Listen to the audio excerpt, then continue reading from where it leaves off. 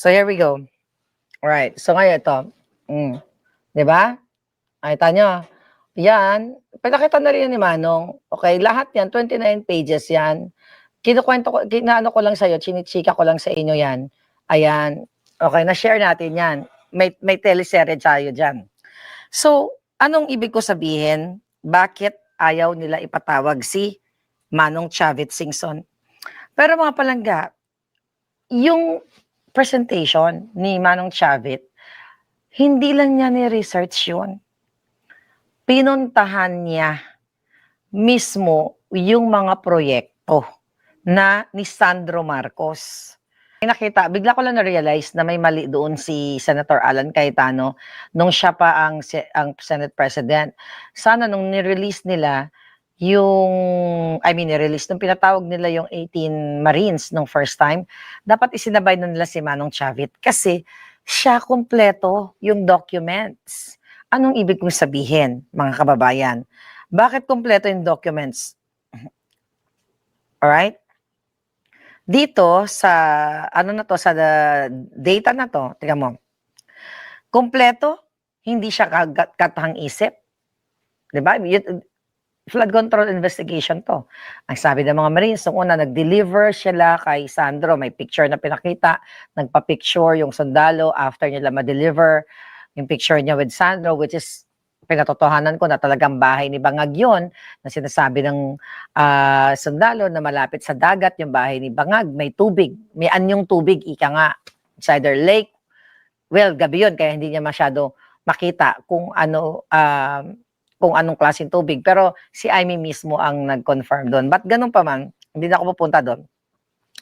The reason why ayaw nila ipatawag si Chavit Singson dahil may hawak na tangible evidence at verifiable evidence na si Sandro Marcos, yung demono niyan, ikaw po, tangay na mukha. Ha, Sandro, mamamatay ka rin.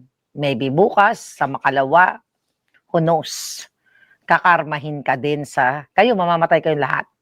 Diba? Pag iba ng presidente, baka may bitayin ka lahat, pati warik. Kumpleto kasi. Yung pinresent ni Chavit Singson sa kanyang mga interviews.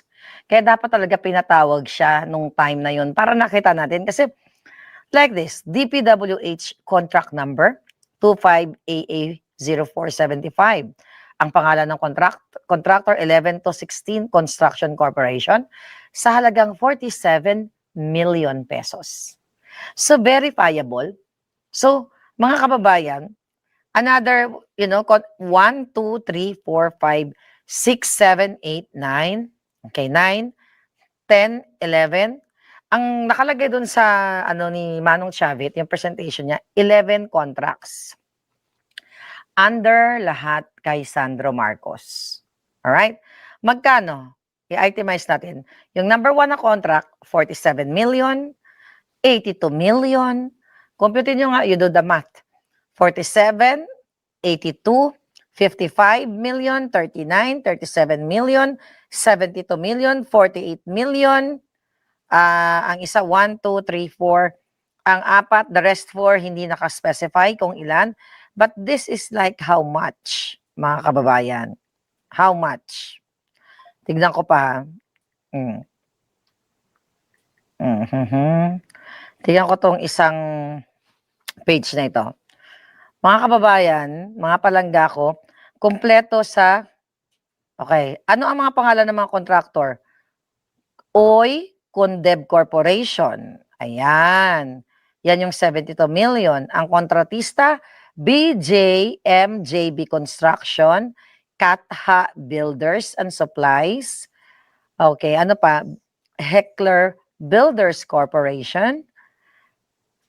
Binabasa natin. Anyway, how much? Okay? So dito pa lang sa mga binanggit kong amount, this is under Sandro Marcos at ito ay sa Ilocos pa lang. Ilocos alone sa under kay Sandro Marcos na julul.